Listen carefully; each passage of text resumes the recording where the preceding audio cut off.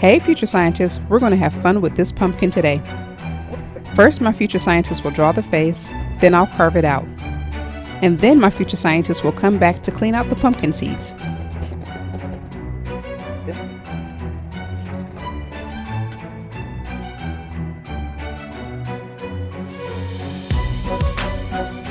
Next, we gather our materials and get ready to make your pumpkin puke.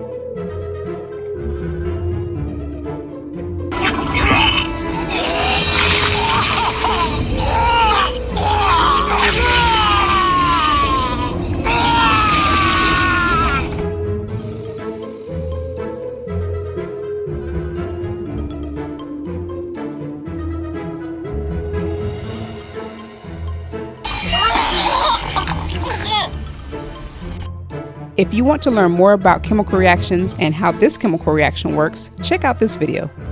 As always, thanks for watching and don't forget to subscribe to this channel. Happy holidays, future scientists!